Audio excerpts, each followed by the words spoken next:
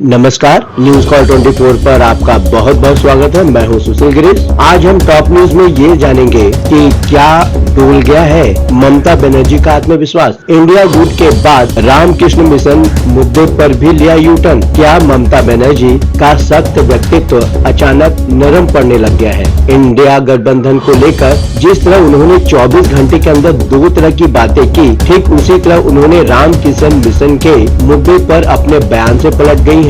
आखिर बंगाल में हो क्या रहा है। पश्चिम बंगाल में आधे से अधिक सीटों पर मतदान हो चुका है, पर मतदान के अंतिम चरण में पहुंचने तक पश्चिम बंगाल की मुख्यमंत्री और टीएमसी की मुखिया ममता बनर्जी अपने व्यक्तित्व से अलग नजर आ रही हैं। अपनी हर कही बात पर मजबूती से दृढ़ रहने वाली ममता बनर्जी अपने बयानों को बार बार बदल रही हैं। पहले इंडिया गठबंधन को लेकर दिए गए उनके बयान अविश्वसनीय लगे ही थे, पर रामकृष्ण मिशन मुद्दे पर तो वो पूरी तरह बैकफुट पर दिखी।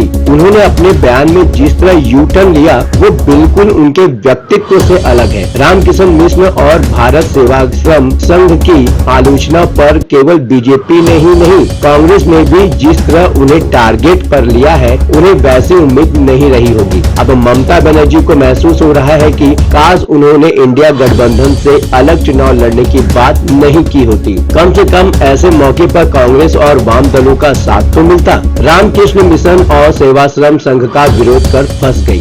ममता बनर्जी हिंदू संगठनों को टारगेट पर लेती रही हैं। यह उनके लिए कोई नई बात नहीं है, पर रामकृष्ण मिशन के संतों पर अनावश्यक बोलकर वह बुरी तरह फंस चुकी हैं। स्वामी विवेकानंद द्वारा स्थापित रामकृष्ण मिशन बंगाल के जन जन में समाया हुआ है। स्वामी विवेकानंद आज भी बंगाली युवाओं के प्रेरणा स्रोत है, पर इन सबसे इतर ममता ने श्री रामकृष्ण की पत्नी शारदा देवी के जन्म स्थान हुगली के जयराम बाटी में शनिवार को एक रैली में कार्तिक महाराज को निशाने पर ले लिया। ममता कहते हैं कि वह किसी भी टीएमसी एजेंट को मतदान केंद्रों में अनुमति नहीं देंगे। मैं उन्हें साधु नहीं मानती, क्योंकि वह सीधे तौर पर राजनीति में शामिल है और देश को बर्बाद कर रहे हैं। उन्होंने आगे कहा कि रामकृष्ण मिशन के सदस्यों को निर्देश दिल्ली से मिलते हैं। ममता ने कहा कि रामकृष्ण मिशन और भारत सेवाश्रम संघ के कुछ भिक्षु दिल्ली में भाजपा नेताओं के प्रभाव में काम कर रहे हैं। उन्होंने कहा कि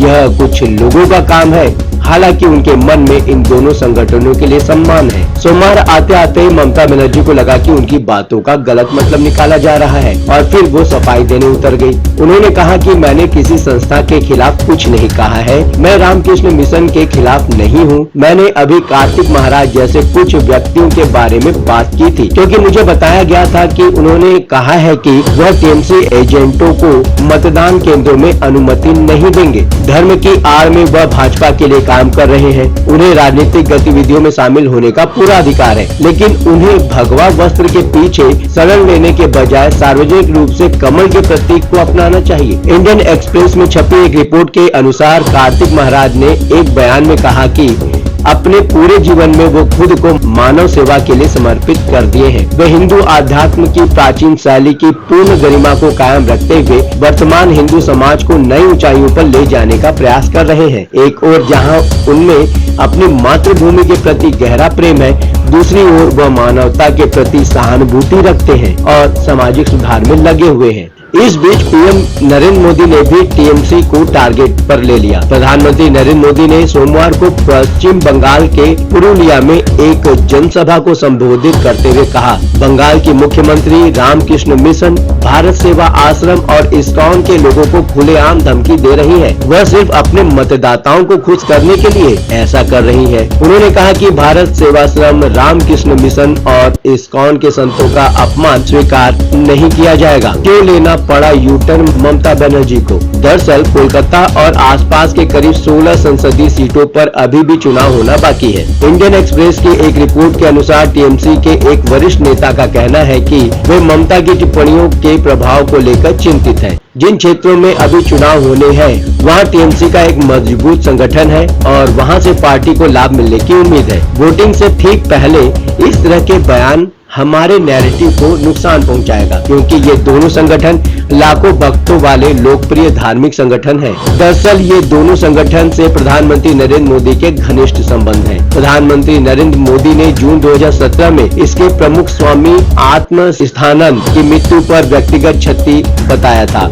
उन्होंने एक्स पर पोस्ट किया था कि उन्हें गुजरात के राजकोट में स्वामी आत्म स्थानंद से आध्यात्मिक मार्गदर्शन मिला है। पीएम ने लिखा था कि मैं अपने जीवन के एक बहुत ही महत्वपूर्ण समय के दौरान उनके साथ रहा। पीएम ने मई 2015 में और फिर जनवरी 2020 में हावड़ा जिले में स्थित रामकृष्ण मिशन के मुख्यालय बेलूर मठ का दौरा किया था। जनवरी 2020 की यात्रा के दौरान तो पीएम ने मठ में एक रात भी बिताई थी। दरअसल एक मानवीय दोष है कि हमें दुश्मन का दोस्त भी दुश्मन ही नजर आता है। पीएम का रामकृष्ण मिशन प्रेम देखकर ममता बनर्जी को ऐसा लगता है कि रामकृष्ण मिशन टीएमसी का उत्थान नहीं चाहता होगा। संदेश खाली मुद्दे पर बीजेपी के आक्रामक प्रचार के चलते हिंदुओं का ध्रुवीकरण बीजेपी के लिए तो हुआ ही है। ममता को लगता है कि रामकृष्ण मिशन का यह मुद्दा तूल पकड़ता है तो हिंदुओं को पूर्ण ध्रुवीकरण से कोई रोक नहीं पाएगा। दरअसल इसके पीछे एक और कारण यह भी है कि कांग्रेस ने भी रामकृष्ण मिशन मुद्दे पर ममता बनर्जी की जमकर क्लास लगाई है। कांग्रेस नेता अधीर रंजन ने कहा कि रामकृष्ण मिशन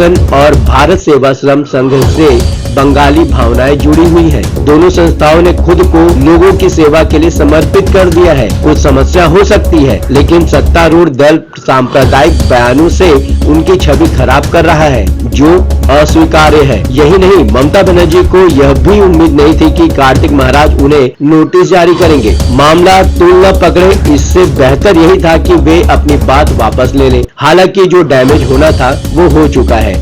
बीजेपी ने इसे मुद्दा बना दिया है। इंडिया गठबंधन को लेकर बयान बदलते रहते हैं। 5वें चरण के मतदान से ठीक पहले ममता बनर्जी ने कहा कि चुनाव के बाद अगर केंद्र में इंडिया गठबंधन की सरकार बनती है तो वह बाहर से समर्थन देंगी। ठीक 24 घंटे बाद ही ममता अपने बयान से पलट गई और सरकार में शामिल होने की बात कहने लगी। जिस शख्स ने राज्य में कांग्रेस को बीजेपी के एजेंट के तौर पर बताया हो, चुनाव के बीच में ही उसे उसके बदले हुए सुर हैरान करने वाले थे। आखिर सीएम ममता बनर्जी ने कांग्रेस के प्रति नरम रवैये क्यों दिखाने लगी? क्या पहले 4 चरण की जो वोटिंग है उसमें जनता का मूड उन्हें ऐसा करने के लिए मजबूर किया है? क्या उन्हें अब ऐसा लगता है कि बीजेपी विरोधी वोटों का बंटवारा नहीं होना चाहिए? क्यों बदलती नजर आ रही है ममता बनर्जी? इंडिया गठबंधन को लेकर शुरू से ही सक्रिय रही ममता को चुनाव के पहले लगा कि कांग्रेस उनके किसी काम की नहीं है। फिलहाल जो भी कारण रहा हो, ममता राज्य में कांग्रेस को 2 सीट से अधिक देने को तैयार नहीं थी। ममता बनर्जी को ऐसा लगता है कि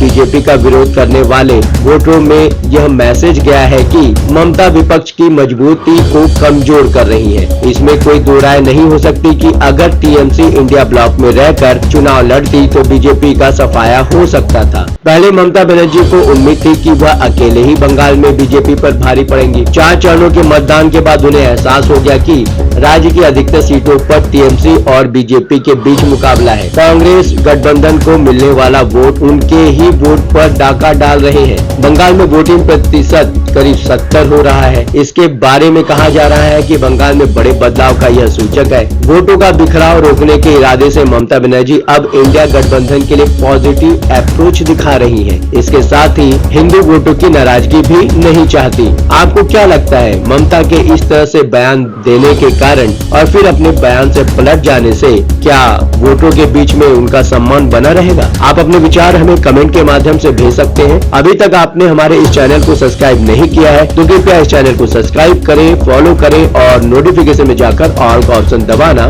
बिल्कुल भी न भूलें। नमस्कार।